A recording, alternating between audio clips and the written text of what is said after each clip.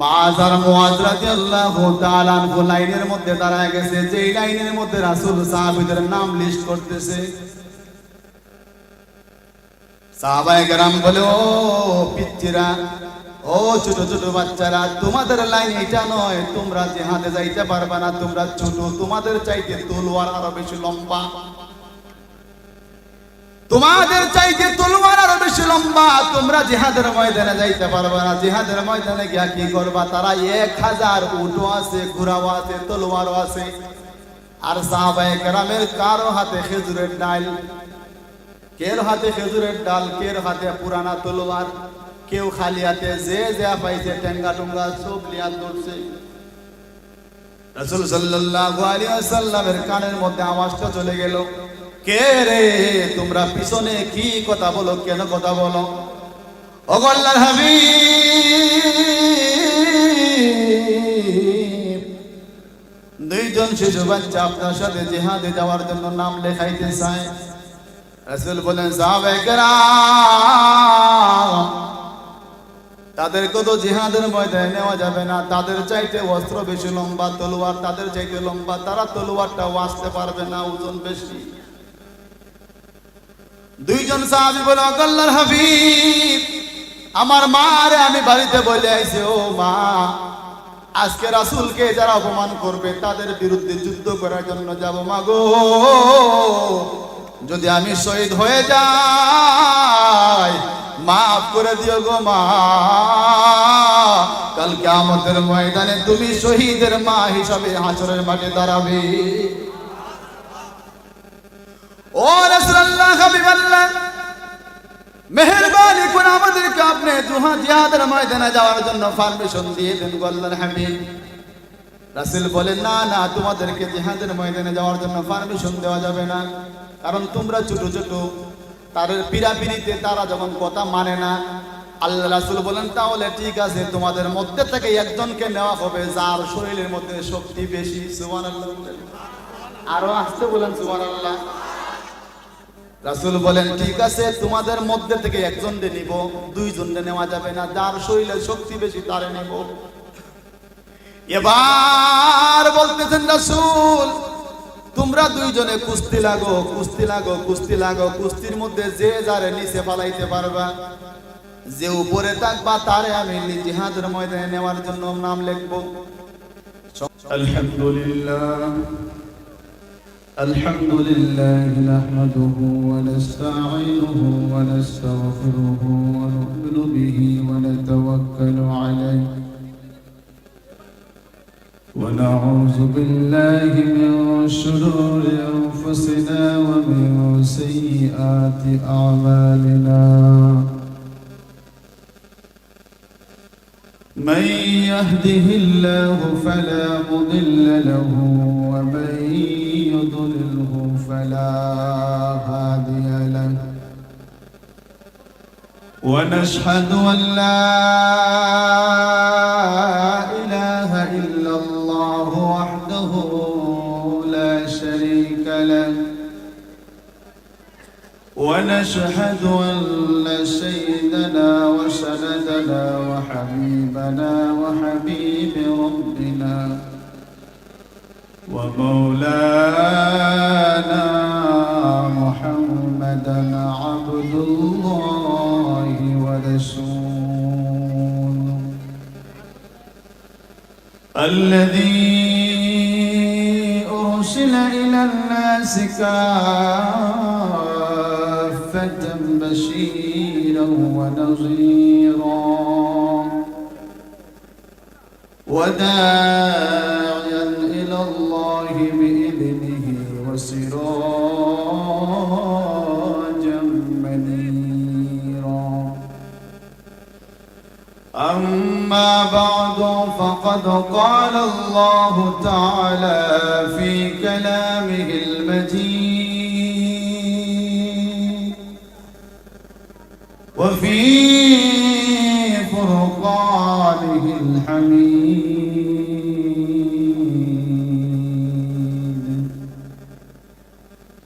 أعوذ بالله من الشيطان الرجيم.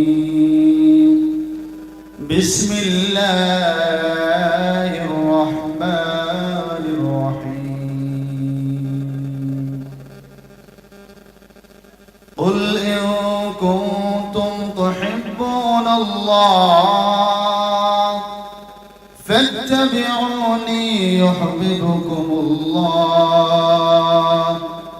ويغفر لكم ذنوبكم والله غفور رحيم وقال تعالى وما أرسلناك إلا رحمة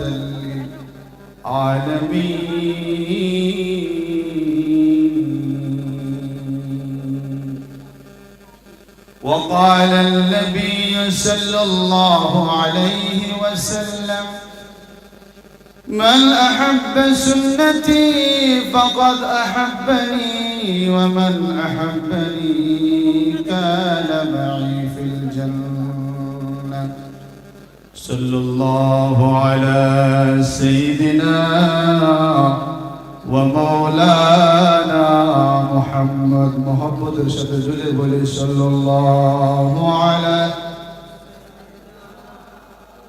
ومولانا محمد وعلى آله وأصحابه وسلم بلغ العلا بكماله كشف الدجى بجماله حسنت جميع خصاله صلوا عليه وعليه لا إله إلا الله زور لا إله إلا الله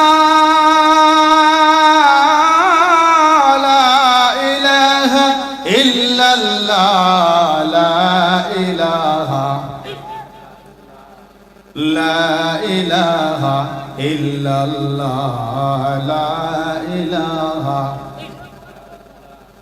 দিন কায়েমের নিশান রয়েছে যাদের নাম লেখা দিন কায়েমের নিশান রয়েছে যাদের নাম লেখা ধন্য হলো যারা নবী পরশে ধন্য হলো যারা নবী পরশে সেই হলো সাহাবা লা ইলাহা ইল্লাল্লাহ লা ইলাহা জোরে লা ইলাহা লা ইলাহা খন্দকে খায় ভরে উহুদে বদরে সেই রক্তের ঘ্রাণ জোহার কারবালা রঞ্জিত হোসেনের রক্তে কত তীর তার হাতে বেঁধেছে খন্দকে খায় ভরে উহুদে বদরে সেই রক্তের ঘ্রাণ জোহার দজলা ফোরাতে ছেলা মেরে প্রান্তে ঢেউ তুলে আজমির দরিয়ায় ধন্য খালিদের প্রতিটি যুদ্ধ ধন্য খালিদের প্রতিটি যুদ্ধ ধন্য রাসূলের সাহাবা লা ইলাহা লা ইলাহা ইল্লাল্লাহ লা ইলাহা ইল্লাল্লাহ লা ইলাহা যুগে যুগে ইসলাম উন্নত পতনে কত যে রক্তে স্রোতে ভেসেছে কারবালা রঞ্জিত হোসেনের রক্তে কত তীর তার হাতে বেঁধেছে যুগে যুগে ইসলাম উত্থানে পতনে কত যে রক্তে স্রোতে ভেসেছে কারবালা রঞ্জিত হুসাইনের রক্তে কত তীর তার হাতে বেঁধেছে। প্রতিটি ধুলে কোনা থেকে যায় সোনা, প্রতিটি ধুলে কোনা থেকে যায় সোনা, ও হাতে দে তারা মারহাবা লা ইলাহা, সবাই লা ইলাহা ইল্লাল্লাহ, জোরে লা ইলাহা, বলো লা ইলাহা ইল্লাল্লাহ, লা ইলাহা, লা ইলাহা ইল্লাল্লাহ মুহাম্মাদুর রাসূলুল্লাহ। মুহাম্মদের সাথে বলি সাল্লাল্লাহু আলাইহি ওয়াসাল্লাম। আলহামদুলিল্লাহ, উদারপুর শরীফপুর আজকের এই জামে মসজিদের উপলক্ষে ওয়াজ মাহফিলের উপস্থিত সম্মানিত মুসলিয়ানে কেরাম, মঞ্চে বসা শ্রদ্ধেয় সভাপতি সাহেব, পর্দার আড়ালে অবস্থানরত আমার শ্রদ্ধাশীলা মা ও বোনেরা, আল্লাহ তাআলার দরবারে লাখ কোটি শুকরিয়া আদায় করি যিনি আমাদেরকে এই শীতের মধ্যে, ঠান্ডার মধ্যে, কনকনে শীতে আল্লাহর রাসূলের বাগানের মধ্যে, আল্লাহর কোরআন এবং হাদিসের আলোচনার মধ্যে আসার বসার তৌফিক দান করেছেন। এই জন্য হৃদয়ের গহীন থেকে বলি আলহামদুলিল্লাহ। আরো জোরে বলা যাবে আলহামদুলিল্লাহ। একটু কষ্ট করে আমরা খালি জায়গাগুলা পূরণ করে বসে পাই। আমরা একটু আগায় বসি, পিছনের দিকে কষ্ট দিই আমরা। আসে একটু হিম্মত করে সামনে একটু আগায় বসে পাই। খালি জায়গা পূরণ না হলে বেশ সুন্দর লাগে। আল্লাহ তাআলা আমাদেরকে যেন কবুল করেন, সকলে বলে আমিন। আসলে আল্লাহ রাব্বুল আলামিন যাদেরকে দিয়া ভালো কাজ করাবেন, সমাজের যে সমস্ত মানুষ আল্লাহ ওয়ালা, আল্লাহর প্রিয় বান্দা, ওই সমস্ত মানুষদের দিক দিয়ে ভালো কাজ করাবেন, ইবাদত করাবেন, সমাজের ভালো কাজে আদেশ করাবেন, অসৎ কাজে নিষেধ করাবেন, ঠিক কিনা? আমরা যারা এখানে বসেছি প্যান্ডেলের নিচে, রাসূলের হাদিসের ভাষ্য অনুযায়ী আমাদের চতুর্দিকে নূরের ফেরেশতারা বেষ্টনী দিয়ে রাখছে আমাদের। সুবহানাল্লাহ বলি। বাড়িতে যারা আছে তাদেরকে কি নূরের ফেরেশতারা বেষ্টনী দিয়ে রাখছে? তাহলে তাদের চাইতে আমাদের মর্যাদা বেশি না কম? অবশ্যই বেশি। কারণ আমরা সরাসরি এসে এখানে কোরআনের আলোচনা শুনতেছি। রাসূল সাল্লাল্লাহু আলাইহি ওয়াসাল্লাম বলেন, আল্লাহ রাব্বুল আলামিন ফেরেশতাদেরকে বলতেছেন, ও আমার ফেরেশতারা, ওই যে মুজাফফরের শরীফপুর গ্রামের জামে মসজিদের সামনে আয়োজন করে প্যান্ডেল করে অসংখ্য গণিত মানুষ এখানে কোন শীতের মধ্যে বসে বসে কোরআনের আলোচনা শুনতেছে, তারা কি চায়, তার উদ্দেশ্য কি, কেন তারা এই শীতের মধ্যে কষ্ট করে? চাইলে তারা লেফের তুলে ঘুমাইতে পারত।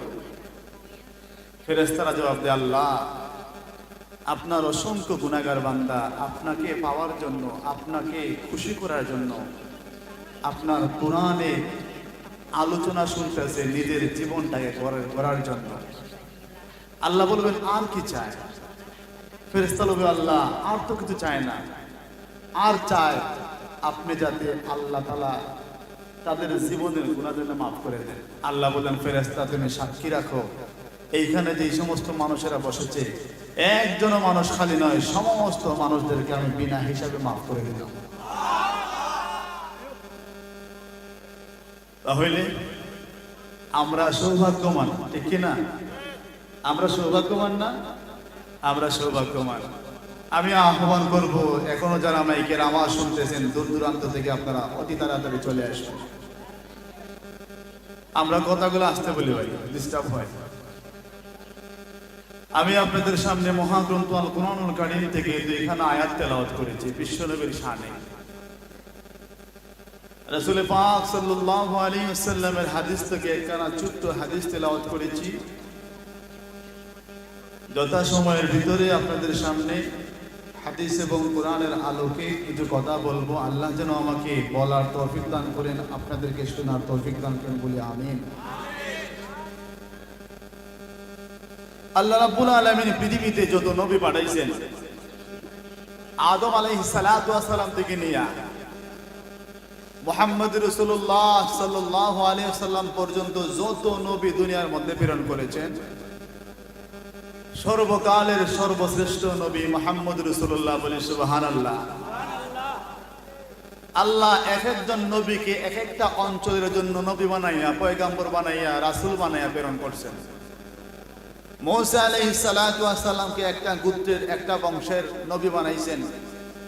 ঈসা আলাইহিস সালাতু ওয়াস সালামকে, লূত আলাইহিস সালাতু ওয়াস সালামকে, সালেহ আলাইহিস সালাতু ওয়াস সালামকে, জাকারিয়া আলাইহিস সালাতু ওয়াস সালামকে, শুআইব আলাইহিস সালাতু ওয়াস সালামকে, আইয়ুব আলাইহিস সালাতু ওয়াস সালামকে, হারুন আলাইহিস সালাতু ওয়াস সালামকে, এভাবে যত নবী আল্লাহ দুনিয়াতে পাঠাইছেন, প্রত্যেক নবীকে এক একটা বংশের, এক একটা অঞ্চলের, এক একটা গ্রামের নবী বানাইছেন।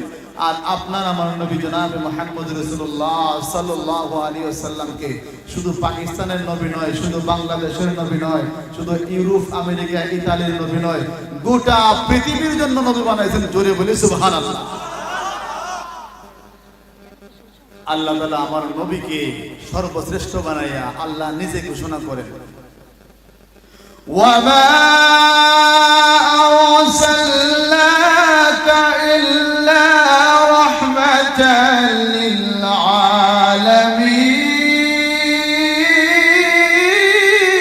للعالمين وما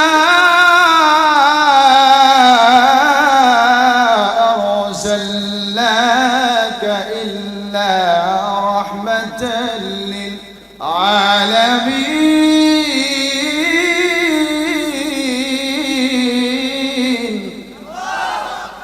আল্লাহ তাআলা বলেন, ও আমার নবী, ও আমার বন্ধু, ও আমার হাবিব, আমি আপনাকে গোটা পৃথিবীর জন্য রহমত হিসেবে প্রেরণ করেছি। সুবহানাল্লাহ।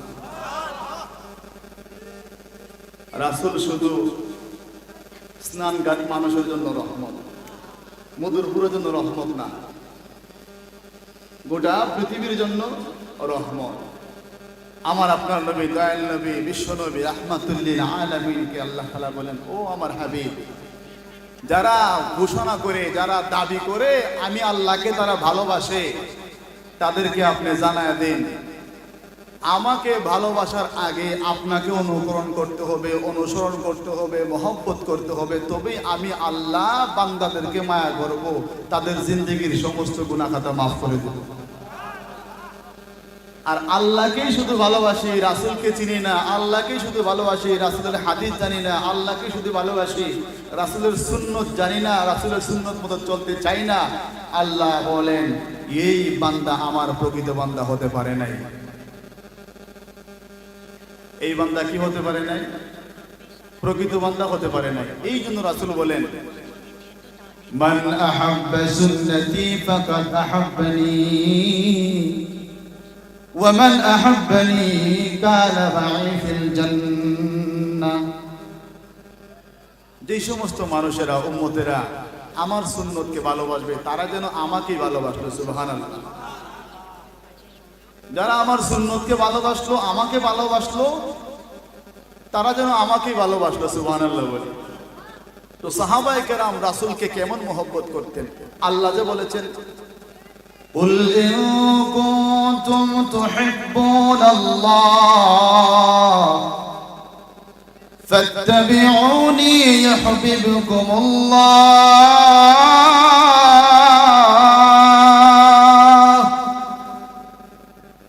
আল্লাহ বলেন, ও আমার বন্ধু, ও আমার হাবিব, তাদেরকে জানায় দাও। কাদেরকে? আমাদেরকে। যে তারা যদি আমাকে ভালোবাসে দাবি করে, তাহলে যেন আপনাকে মহব্বত বেশি আগে করে। সুবহানাল্লাহ। সাহাবায়ে কেরাম রাদিয়াল্লাহু তাআলা আনহুম আজমাইন বিশ্বনবীকে ভালোবাসতেন। কেমন ভালোবাসতেন? জীবন দিয়ে, প্রাণ দিয়ে, সম্পদ দিয়ে, সব কিছু দিয়ে বিশ্বনবীকে বেশি ভালোবাসতেন। একজন মানুষ সব সময় বলতো যে আমি সাহাবীদের চাইতে রাসূলকে বেশি মহব্বত করি, রাসূলকে বেশি ভালোবাসি। ওই মানুষটা আল্লাহওয়ালা ছিল, নামাজ রোজা সব ঠিক ছিল, কিন্তু বলতো যে আমি রাসূলকে সাহাবীদের চাইতে বেশি ভালোবাসি, অথচ সাহাবীদের গুড়ার পায়ের দুলার সমানও আমরা না। সাহাবায়ে কেরামদের ঘোড়া দৌড়াইয়া জিহাদের ময়দানে ঘোড়া দৌড়াইছেন, ঘোড়া দৌড়াইতে গেলে যে পায়ের শব্দে, পায়ের আওয়াজে, পায়ের আঘাতে ধুলা বালিকণা উঠছে, ওই বালিকণার সমানও আমরা না। সুবহানাল্লাহ। তো ওই ব্যক্তি বলতেছে আমি মুহাম্মদ রাসূলুল্লাহ সাল্লাল্লাহু আলাইহি ওয়াসাল্লামকে আমি সাহাবায়ে কেরামের চাইতে বেশি ভালোবাসি। একদিন রাতে ওই লোকটা ঘুমাইছে, স্বপ্নে দেখে রাসূল সাল্লাল্লাহু আলাইহি ওয়াসাল্লামকে, সুবহানাল্লাহ, আরো জোরে বলি সুবহানাল্লাহ, রাসূলকে যে স্বপ্নে দেখলো, তার জন্য রাসূলকে দেখার পরে যদি কোনো গুনাহ না করে তার জন্য জান্নাত ওয়াজিব হয়ে যায়। কারণ রাসূল হলেন পবিত্র। রাসূল যেন তেন কোনো মানুষের অন্তরে দেখা দিবেন না, স্বপ্নে দেখা দিবেন না, একদম নিষ্পাপ মানুষের হৃদয়ে রাতের গভীরে স্বপ্ন দেখা দেন। সুবহানাল্লাহ। তো ওই লোকটা যখন বললো যে আমি রাসূলকে বেশি মহব্বত করি সাহাবীদের চাইতেও, হঠাৎ করে ওই লোকটা দেখতেছে স্বপ্নে রাসূল সাল্লাল্লাহু আলাইহি ওয়াসাল্লামের সাথে সে এক জায়গায় সফরে যাইতেছে। সফরে যাওয়ার বেলায় ওই গাড়ির মধ্যে একটা গাড়ি আছে, রাসূল ওই গাড়ির মধ্যে আছেন, সাহাবায়ে কেরামও গাড়ির মধ্যে আছেন। তো হঠাৎ করে ওই গাড়িটার চাকা পাংচার হয়ে গেছে, চাকার হাওয়া চলে গেছে। তো হাওয়া চলে যাওয়াতে গাড়ির ব্রেক, ড্রাইভার যিনি আছে সে আর কন্ট্রোল করতে পারতেছে না। এখন গাড়ির মধ্যে যে সাহাবায়ে কেরাম আছে, ওই লোকটাও আছে, তারা পেরেশান, হায় রে, গাড়িটা যদি পাহাড় থেকে নিচে পড়ে যায় তাহলে রাসূলের ক্ষতি হবে, রাসূল আঘাত পাবেন, এখন কি করা যায়? ওই লোকটা দৌড়াদৌড়ি করতেছে, কোথাও নি কোনো ইটের টুকরা পায়, পাথরের টুকরা পায়, গাছের এই গাড়ির চাকার মধ্যে জাম দিবে। ওই লোকটা যখন সমস্ত পাহাড় দৌড়াদৌড়ি করে একটা পাথর এনে দিবে ওই গাড়ির চাকার মধ্যে, আয়েশা থেকে সাথে থাকা সাহাবায়ে কেরাম কোথাও যায় নাই, তাদের নিজের মাথাটাকে রাসূলকে বাঁচানোর জন্য নিজের মাথাটারে পাথর বানাইয়া গাড়ির চাকার মধ্যে জাম দেয়া দিয়েছে। আরো আসতে বলি সুবহানাল্লাহ। তাহলে রাসূলের চাইতে, আমাদের চাইতে মহব্বত সাহাবায়ে কেরাম করছেন, আমরা করছি বেশি। ওই লোকটা সাথে সাথে তওবা করলো, আল্লাহ, সাহাবীদের ধুলার সমানও আমি অদম যোগ্য না, আমি নিম্ন একজন মানুষ। বিশ্বনবীকে সাহাবায়ে কেরাম বেশি ভালোবাসতেন, তাই বলে কি আমরা রাসূলকে কম ভালোবাসি? আমরা কম ভালোবাসি রাসূলকে? সাহাবায়ে কেরাম দেখাই দিয়েছেন কিভাবে রাসূলকে ভালোবাসতে হবে। ইসলামের প্রথম যুগে রাসূল যখন ইসলামের দাওয়াত দিতে লাগলেন, মক্কার কাফেররা, কুরাইশ বংশের যারা আছে, আবু জাহেল, উতবা, সাইবা, তারা কিন্তু রাসূলকে মেনে নিতে পারতেছে না। তারা বলতেছে, মুহাম্মদ, তুমি কি চাও আমাদের কাছে বলো, তুমি যা চাইবা আমি তোমাদেরকে তাই দিব, বিনিময়ে তুমি কালেমার দাওয়াত থেকে চলে আসো। একদিন বিশ্বনবীর চাচার কাছে গেল, আবু তালেবের কাছে গিয়া বলল, আবু তালেব, মুহাম্মদের ভাতিজা, মুহাম্মদের চাচা, আপনার ভাতিজা মুহাম্মদ নতুন ধর্ম পালন করতেছে, আপনি তাকে বলে দিন সে আমাদের কাছে কি চায়। যদি সে আমাদের কাছে সম্পদ চায়, আমরা তাকে পাহাড় পরিমাণ সম্পদ বানাইয়া, সম্পদ দিয়া মক্কার সবচাইতে বড় সম্পদশালী বানাই দিব। মুহাম্মদ যদি আমাদের কাছে সুন্দরী নারী চায়, মক্কার মধ্যে যত সুন্দরী নারী আছে সব চাইতে যে মেয়েটা আছে, ওই মেয়েটারে মুহাম্মদের কাছে এনে দিব, একটা না 10টা এনে দিব। তবে যেন ইসলামের দাওয়াতটা বন্ধ রাখে, আল্লাহর দাওয়াতটা বন্ধ রাখে, কালিমার দাওয়াতটা বন্ধ রাখে। শুধু তাই নয়, শুধু তাই নয়, মুহাম্মদ যদি চায় তাহলে গোটা মক্কার সবচাইতে বড় নেতা বানাই দিব। মুহাম্মদের কথায় আমরা উঠবো আর বসবো।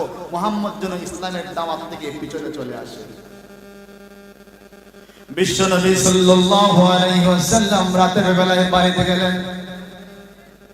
চাচা আবু তালিব বলে, ভাতিজা, মক্কার বড় বড় লিডারেরা আমার কাছে এসেছিল, আমার কাছে এসেছিল। ও ভাতিজা, তোমার বাবা আব্দুল্লাহ দুনিয়া থেকে বিদায় হয়ে গেছে, তোমার মাও নাই, বাবাও নাই, তোমার মুরব্বি হইলাম আমি। ভাতিজা মুহাম্মদ, শুনো,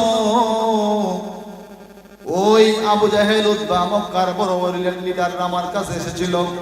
তারা বলেছে, যদি তুমি পাহাড় পরিমাণ সম্পদ চাও, তোমার সম্পদশালী বানায় দিবে। যদি তুমি মক্কার সবচাইতে সুন্দরী মেয়েকে বিয়ে করতে চাও, তোমার মেয়েটা এনে দিবে, একটা নয় একটার জায়গা 10টা এনে দিবে। ও বাতিজা, শুধু তাই নয়, তুমি যদি চাও মক্কার সবচাইতে বড় ক্ষমতাবান, সবচাইতে বড় লিডার, সবচাইতে বড় মাতব্বর হতে চাও, সমস্ত আবু জাহেল উতবা তোমার কথায় উঠবে আর বসবে। শর্ত হইল তুমি যেন আল্লাহর দাওয়াতটা থেকে ফিরে আসো। তুমি আর মুসলমানের দাওয়াত দিতে পারবে না, কোরআনের দাওয়াত দিতে পারবে না। মুহাম্মদুর রাসূলুল্লাহ সাল্লাল্লাহু আলাইহি ওয়াসাল্লাম চোখের পানি বেয়ে বেয়ে পড়তেছে। এবার চাচাকে বলে, চাচা, মক্কার সবচাইতে বড় ধনী বানানি সহজ, মক্কার সবচাইতে সুন্দরী মহিলাটাকে আমার কাছে এনে দেওয়া সহজ। ও চাচা, মক্কার সবচাইতে বড় লিডার বানানো সহজ। ও চাচা, তুমি শুনে রাখো, তারা যদি আমার সবকিছু যা একদম সহজ ভাবে দেওয়া যাবে, ওই কিছু যদি আমাকে দেয় আমিও তো মানবো না। ওই চাইতে আরো কঠিন যদি তারা যদি আমার এই আকাশ থেকে চন্দ্রটা এনে আমার ডান হাতে দিয়ে দেয়, সূর্যটা এনে আমার বাম হাতে দিয়ে দেয়, তারপরেও আমি কালেমার দাওয়াত থেকে এক পাও পিছপা হব না। এবার কাফেরেরা ঐক্যবদ্ধ হইয়া বিশ্ব নবীরে মারতে হবে। মুহাম্মদকে দুনিয়া থেকে নিঃশেষ করে দিলে, শেষ করে দিলে তাদের পথের কাটা শেষ হয়ে যায়। নয়তো মুহাম্মদ দিনের পর দিন ইসলামের দাওয়াত করার জন্য, দেওয়ার জন্য যুগে যুগে যুগে যুগে মুসলমান হইতেছে ইহুদি খ্রিস্টানরা। সুবহানাল্লাহ। আবু জাহেল উতবা সাইবা তারা বলল, এখন আর মুহাম্মদকে নিস্তার দেওয়া যায় না। তার চাচার কাছে বিচার দিলাম, চাচাই কোনো বিচার করলো না, আবার বলে সে নাকি আমাদের ধর্ম গ্রহণ করবে না, তার ইসলামের দাওয়াত সে যেতে থাকবে। তাহলে একটা কাজ করো রে, মুহাম্মদকে দুনিয়া থেকে বিদায় করে দেওয়ার জন্য চেষ্টা করো। যেই রাত্রে বিশ্ব নবীকে মারার জন্য, হত্যা করার জন্য, এই রাত্রে আল্লাহ রাব্বুল আলামিন জিব্রাইলকে পাঠাইয়া বলে, ও জিব্রাইল, আমার বন্ধুকে গিয়া বলো আর মক্কার মধ্যে থাকা নিরাপদ নাই, হিজরত করে যেন মদিনায় চলে যায়। সুবহানাল্লাহ। বিশ্বনবী সাল্লাল্লাহু আলাইহি ওয়াসাল্লাম মদিনায় যাওয়ার পরেও শান্তি নাই। মদিনায় যাওয়ার পরেও রাসূল মদিনায় যাওয়ার পরও কাফের বেঈমানেরা ওইখানে গিয়ে ঝগড়া করতে চায়। পাওয়ের উপর পাও ফালাইয়া ঝগড়া করা যেটাকে বলে। আপনাদের এলাকায় এমন মানুষ আছে না, যেই মানুষটা একদম নিরিবিলি থাকে, কারোর সাথে কথা বলে না, খাজ্জা মাজ্জা করে না, কিন্তু আরেকজন তারে গিয়া নিজের পাওয়ের উপরে পাও দিয়া খাজ্জা করতে চায়, ঝগড়া করতে চায়। আবু জাহেল উতবা সাইবা বলল, ও আমার পুত্রেরা শোনো, মুহাম্মদ মদিনার মধ্যে গিয়া মুসলমান বাড়াইতেছে। 313 জন সাহাবী মুহাম্মদ করে ফেলেছে। মোসাকি তাদের সাথে পারবে? কারণ ওইদিকে 1000 সৈন্য, ইহুদি খ্রিস্টানেরা কত 1000 আর মুসলমানেরা মাত্র 313 জন। বলে সুবহানাল্লাহ। বেলাল হাবশী রাদিয়াল্লাহু তাআলা আনহু ঘোষণা করে দিলেন, সমস্ত সাহাবায়ে কেরামদেরকে নিয়ে বিশ্বনবী পরামর্শ করতেছেন কি করা যায়। নির্যাতন সহ্য করিয়া আল্লাহ তাআলার আদেশে মক্কা থেকে আমি মদিনায় চলে এসেছি সুখে শান্তিতে বসবাস করার জন্য। তারপরেও ইহুদি খ্রিস্টানেরা আমারে থাকতে দিবে না শান্তিতে, আমার সাথে যুদ্ধ করতে চায়। রাসূল সাল্লাল্লাহু আলাইহি ওয়াসাল্লাম সাহাবায়ে কেরামদেরকে নিয়ে এইভাবে মিটিং করতেছেন। রাসূলের চেহারাটা মলিন, রাসূলের চেহারার মধ্যে কালো ছায়া পড়ে গেছে। চিন্তা হইল, নতুন মুসলমান, আমার যুদ্ধের মধ্যে যেতে গেলে ঘোড়া লাগবে, উট লাগবে, তলোয়ার লাগবে, আমার উটও নাই, কিছু নাই। এদিকে 1,1000 সৈন্যবাহিনী, তাদের সাথে আমার দুর্বল সাহাবীরা কেমন ভাবে পারবে? রাসূলের চিন্তিত চেহারা দেখিয়া আনসারদের মধ্যে একজন সাহাবী দাঁড়ায় বললে, আল্লাহর হাবিব,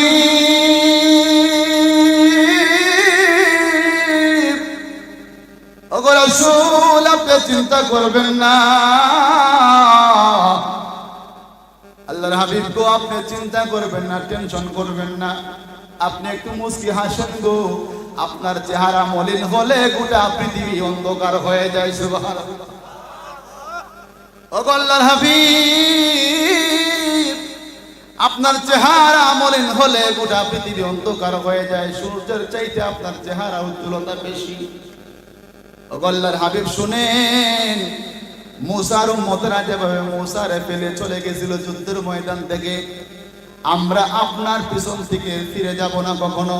ও হাবিব শুনেন, তলোয়ারটা যখন কাফেররা ডান দিকে মারবে আমরা ডান দিকে চলে যাব, বাম দিকে যখন মারবে বাম দিকে বুকটা ফেতে দেব, সামন দিক দিয়ে যখন মারবে সামন দিক দিয়ে আমরা দাঁড়িয়ে যাব, পিছনের দিক দিয়ে যখন আপনার উপরের মধ্যে তীর মারবে আমরা পিছনের দিকে গিয়ে আপনাকে রক্ষা করব। আমাদের কলিজাটা চিরে জাজরা হয়ে যাবে, তারপরেও একটা ফুলের টুকা আপনার শরীরের মধ্যে পড়তে দিব না। রাসূল এবার মুস্কি মুস্কি হাসে। কি করে? আনসার আর মুহাজির দুইটা পক্ষ আছে এখানে। মুহাজির হইল তারা যারা মক্কা থেকে রাসূলের সাথে মদিনায় গেছে, আর আনসার হইল ওইখানের বসতি, যারা জন্মসূত্রেই বসতি। তো মুহাজিরদের মধ্যে থেকে যখন একজন বলল, এবার আনসারদের মধ্যে একজন দাঁড়ায় বলল, ও আল্লাহর হাবিব, আমাদের মুহাজির ভাইরা যে কথা বলেছে আমাদেরও সেই কথা। আপনাকে যখন কাফের বেঈমানেরা আক্রমণ করার জন্য আসবে, সামনে যখন আপনার উপরে তীর মারবে, ডাইনে যখন আপনার উপরে তীর মারবে, বামে যখন তীর মারবে, সামনে যখন তীর মারবে, আমরা চতুর্দিকে ঢাল নেয় আপনাকে পাহারা দিব। আমার শরীরটা তলোয়ারের আঘাতে জাজরা হয়ে যাবে, তবুও আপনার শরীরের মধ্যে একটা ফুলের টুকাও লাগতে দেব না। জোরে বলে সুবহানাল্লাহ। সাহাবায়ে কেরাম রাদিয়াল্লাহু তাআলা আজমাইন বিশ্বনবীকে কেমন ভালোবাসতেন, কেমন ভালোবাসতেন। এবার রাসূল সাল্লাল্লাহু আলাইহি ওয়াসাল্লাম যুদ্ধে যাওয়ার জন্য পুরোপুরি অনুমতি দিলেন। বলি সুবহানাল্লাহ। রাসূল সাল্লাল্লাহু আলাইহি ওয়াসাল্লামকে তারা বলতেছে, ওগো আল্লাহর হাবিব, ওগো আল্লাহর রাসূল, তারা যদি আপনাকে ডান দিক দিয়ে আক্রমণ করে তলোয়ারটা যখন ডান দিক দিয়ে মারবে আমরা ডান দিক দিয়ে বুকটা পেতে দেব, তারা যখন বাম দিক দিয়ে মারবে আমরা বাম দিকে গিয়ে আমাদের বুকটা পেতে দেব, তারা যখন পিছন দিক দিয়ে মারবে পিছনে আমাদের বুকটা পেতে দেব, সামন দিক দিয়ে মারবে সামনে আমাদের বুকটা পেতে দেব। আপনাকে একটা ফুলের টুকরা লাগতে দেব না। আপনার শরীরের মধ্যে একটা ফুলের টুকরা লাগার আগে আমাদের শরীরটা জাজরা হয়ে যাবে, তবু আপনার শরীরের মধ্যে একটা টুকরা লাগতে দেব না। আমরা এখন 1400 বছর পরে বলতে চাই, ও মুজাফফরের মুসলমানেরা শোনো, আমরা মুহাম্মদী উম্মতেরা আমাদের শরীরের মধ্যে বাঘের রক্ত, আমাদের শরীরের মধ্যে সিংহের রক্ত, আমরা শিয়ালের জাতি নয়, বিড়ালের জাতি নয়। 1400 বছর পরে সাহাবায়ে কেরাম যে নজির দেখাইছেন, এখন এই মুহূর্তে যদি বাংলা অথবা পৃথিবীর বুকে কোথাও কোন নাস্তিক মুরতাদ আমার রাসূলকে অপমান করে, বুক পেতে জীবন দিব, রাসূলের অপমান সহ্য করব না ইনশাআল্লাহ। কারণ রাসূল আমাদের সবার আগে। আমার মার আগে আমার রাসূল, আমার বাবার আগে আমার রাসূল, আমার ছেলের আগে আমার রাসূল, আমার মেয়ের আগে আমার রাসূল, আমার সম্পদের আগে আমার রাসূল, আমার পৃথিবীর সব কিছুর চাইতে আমার রাসূল। রাসূলকে অপমান করবে কোন নাস্তিক জীবিত থাকা অবস্থায়, কোন নাস্তিককে রক্ষা দেওয়া করা যাবে না। ঠিক বলেন না? এবার রাসূল সাল্লাল্লাহু আলাইহি ওয়াসাল্লাম বলতেছেন, ঠিক আছে, তারা যখন বলতেছে যুদ্ধ করবে, আমি অসহায় হইয়া আল্লাহ তাআলার আদেশে মক্কা ছেড়ে মদিনায় আসলাম নির্জনে বসবাস করার জন্য, তারপরেও তারা আমার সাথে ঝগড়া করতে চায়। আচ্ছা, পাওয়ার মধ্যে ফাড়া যদি দেখো ঝগড়া করতে চায়, তখন পিছনে যদি পিঠ যদি ওয়ালের মধ্যে ঠেকে যায়, ধাক্কা লেগে যায়, পিছনে যাওয়ার সুযোগ আছে নি আর? এখন মরিয়ার বাসি সামনে যাওয়া লাগবে, ইজ্জত রক্ষা করতে হবে। তো রাসূল সাল্লাল্লাহু আলাইহি ওয়াসাল্লাম বললেন, ঠিক আছে সাহাবায়ে কেরাম, আমরা তাদের সাথে যুদ্ধ করব। এর মধ্যে দুইজন সাহাবী, ছোট ছোট দুইজন সাহাবী, 7-8 বছরের, একজনের নাম মাদ আর একজনের নাম মুআজ। ওই দুইজন সাহাবী খবর পাই যে রাসূল জিহাদে যাওয়ার জন্য নাম লিস্ট করতেছে। কি করতেছে? লিস্টই করতেছে। তাবলীগে যাওয়ার জন্য যে লিস্ট করা হয়, এভাবে কে কে জিহাদের ময়দানে যাবে, সবাই তো আর সবল না, দুর্বলতা আছে। সবাইরে যদি একদম সবাই অনুমতি দেওয়া হয় তাহলে কি যুদ্ধ চলবো? রাসূল দেখা দেখা দেখা দেখা জিহাদের ময়দানে যাওয়ার জন্য পারমিশন দিতেছেন। এবার দুইজন সাহাবী, তারা দুই ভাই মাজ আর মুয়াজ গিয়া লাইনের মধ্যে দাঁড়াই গেছে। সুবহানাল্লাহ বলে চতুর্দিকে সাহাবায়ে কেরাম দাঁড়ায় রয়েছে, রাসূলও দাঁড়ায় রয়েছে। দুই বাইরে কুস্তি লাগাইছে, কে কারে নিচে ফালায়, যে উপরে থাকবে তারে জিহাদের ময়দানে যাওয়ার জন্য লিস্টের মধ্যে নাম তুলবে। দুই ভাই সাহাবায়ে কেরামের মধ্যখানে কুস্তি লেগে গেল। বড় ভাই ছোট ভাইরে নিচে ফালায় দিছে। এবার ছোট ভাই নিচে তাইকা বলো, ভাই আমি জানি তুমি আমার বড়, আমি তোমার সাথে পারবো না। তুমি বড়, তোমার শক্তি বেশি, তোমার সাহস বেশি, তোমার রক্ত বেশি। ও ভাই তুমিও তো মারে বইলাইছো রাসূলের জন্য জীবন দিবা, আমিও তো মারে বইলাইছি রাসূলের জন্য জীবন দিব। এখন তুমি যাবা জিহাদের ময়দানে আর আমি বাড়িতে যাব, তা কখনো হতে পারে না। তুমি একবার আমারে নিচে ফালাইছো, একটা সুযোগ দাও, আমিও তোমার নিচে ফালাইবার। সুবহানাল্লাহ। দুইজন সাহাবী বলে, ভাই তুমি একবার আমার নিচে ফালাইছো, আর একবার একটা সুযোগ আমারে দাও, আমিও তোমার নিচে ফালাই, যাতে রাসূল মনে করে দুইজনের শক্তি সমান। রাসূল সাল্লাল্লাহু আলাইহি ওয়াসাল্লামের কানের মধ্যে তাদের কথার আওয়াজ চলে গেছে। রাসূলের চক্ষু বেয়ে বেয়ে পানি পড়ে আর বলে, সাহাবীরা রে, তোরা আমার কলিজা শীতল করে ফেলেছিস। এবার তাদেরকে জিহাদে যাওয়ার জন্য নাম লিস্ট করা হয়েছে। সুটইলি কি হয়েছে? রক্ত গরম। মুসলমানের বাচ্চা তো, মুসলমানের বাচ্চার রক্ত কি ঠান্ডা হইতে পারেনি? সাদ ইবনে আবি ওয়াক্কাস রাদিয়াল্লাহু তাআলা আনহু যুদ্ধ করার জন্য আফ্রিকার জঙ্গল পারইয়া ইসলামের দাওয়াত দেওয়ার জন্য যাইতেছেন। আর আফ্রিকার জঙ্গলের কাছে যাওয়ার পরে সন্ধ্যা হয়ে গেছে। কি হয়ে গেছে? সন্ধ্যা হয়ে গেছে। আমার সাথে আপনি কথা বলবেন না, আমার কথার উত্তর দিবেন না আপনারা। রাসূল সাল্লাল্লাহু আলাইহি ওয়াসাল্লামের সাহাবী হযরতে সাদ ইবনে আবি ওয়াক্কাস রাদিয়াল্লাহু তাআলা আনহু অসংখ্য সাহাবীদেরকে নিয়ে ইসলামের পতাকা উড্ডীন করার জন্য যাইতেছেন। রাস্তার মধ্যে যেই জায়গার মধ্যে গেছেন সন্ধ্যা হইছে, ওইখানের মধ্যে আবার জঙ্গল, বাঘ, সিংহ, ভালুক, হিংস্র জানোয়ার এখানে বসবাস করে। কাফের বেঈমানরা খবর পাইছে যে মুহাম্মদের যে বাহিনী পাঠাইছে আমরা সাথে যুদ্ধ করতে, এরা এমন জায়গার মধ্যে আটকিছে, ওই জায়গার মধ্যে জঙ্গল। এখানে রাত্রে হইলে দিনের বেলায় মানুষকে খায়ালায়, আর রাত্রের বেলায় তো সিংহ, বাঘ, ভাল্লুক, হিংস্র প্রাণীরা বাইর হইয়া সমস্ত মুহাম্মদী উম্মত রেখে ফেলবে। মুহাম্মদের এত বোকা, এরা ওইখানের মধ্যে জায়গা নিছে। সাদ ইবনে আবি ওয়াক্কাস রাদিয়াল্লাহু তাআলা আনহু একটা মঞ্চ তৈরি করলেন, স্টেজ তৈরি করলেন। এইভাবে কাঠ কাটতে একটা মঞ্চ তৈরি করলেন। মঞ্চ তৈরি করে তিনি ঘোষণা করলেন, হে জঙ্গলের প্রাণীরা শোনো,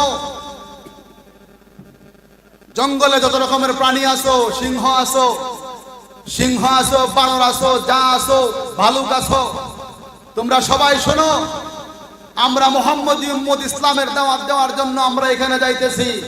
সন্ধ্যা হওয়ার কারণে আমরা এখানে বসে আছি। আজকে আমরা এখানে তাবু কাটবো, কাফেলা কাটবো, আজকে আমরা এখানে অবস্থান করব। সাবধান, তোমরা আমাদের নিরাপত্তার স্বার্থে আজকে এই এলাকা ছেড়ে চলে যাও। সাহাবী আবি ওয়াক্কাসের ঘোষণার পরে দেখা গেল সাপের কাতারে সাপ, সিংহের কাতারে সিংহ, শিয়ালের কাতারে শিয়াল, যার যার বাচ্চা এবং ডিম মুখে নিয়ে সাহাবীদের নিরাপত্তা দিয়ে অত্র এলাকা ছেড়ে চলে গেছে। সুবহানাল্লাহ। ও মুসলমান, তোমরা শুনে রাখো, আমরাও সেই বীরের জাতি, সাদ ইবনে আবি ওয়াক্কাসের জাতি, খালিদ ইবনে ওয়ালিদের জাতি, শের খুদা আলীর জাতি, আমরা আহমদ শফির জাতি, বাবুনগরীর জাতি, মামুনুল হকের জাতি, চরমুনাইয়ের জাতি, শেখ বরুণার জাতি। তোমরা যখন আল্লাহ এবং রাসূলকে নিয়ে কটূক্তি করবা, কুরআনের বিরুদ্ধে যখন দাঁড়াবা, আমরা রাসূলের মহব্বতে, কুরআনের মহব্বতে যখন রাজপথে দাঁড়িয়ে আল্লাহু আকবার দিব, তোদের মতো নাফরমান, মুশরিক, বেঈমান, কাফির মাঠের মধ্যে এক সেকেন্ড দাঁড়াবার কোনো সাহস পাবি না। রাসূল সাল্লাল্লাহু আলাইহি ওয়াসাল্লাম দুইজন সাহাবীকে অনুমতি দেয়া দিলেন, যাও উহুদের যুদ্ধ শুরু হয়ে গেল। 313 জন সাহাবী আর 1000 সৈন্য। জিহাদ শুরু হয়ে গেল, তুমুল যুদ্ধ শুরু হয়ে গেল। সমস্ত সাহাবায়ে কেরাম একজনের সাথে আরেকজন ঐক্যবদ্ধভাবে কাফেরদের সাথে যুদ্ধ করবে। মায আর মুআয দুইজন ছোট সাহাবী, দুইটা তলোয়ার নিয়া একবার মাঠের ওই দিকে যায় আর একবার মাঠের ওই দিকে যায়। তাদের টার্গেট হইল আবু জাহেলকে। টার্গেটকে আবু জাহেল তাদের টার্গেট। যেন যেন মশা মাইরা হাত খালা করতে চাই না। মারমুই যখন রাসূলকে যে বেশি কষ্ট দিতে তারে মারবো। জিহাদের ময়দানে গিয়ে তারা সুযোগ খুঁজে মায আর মুআয ওইদিকে যায়, ওইদিকে যায়, ওইদিকে যায়, ওইদিকে যায়। একজন সাহাবীকে বলে, ও চাচা, আবু জাহেল কোনটা? জীবনে আর কোনোদিন তারে আমরা দেখছি না, আবু জাহেল একটু দেখায়া দাও। শুনেছি মক্কা নগরীতে আমার রাসূলকে সবচাইতে বেশি কষ্ট আবু জাহেল দিছে। ও চাচা, আবু জাহেলদের না মারলে আমরা মনের জ্বালা মিটবে না। সুবহানাল্লাহ। ওই সাহাবী আবু জাহেলকে দেখায় দিল, ওই যে ঘোড়ার উপরে তলোয়ারটা হাতে নিয়ে 10 বেটার মতো একটা বেটা বৈশা রয়েছে, ওইটা হইলে আবু জাহেল, যাও।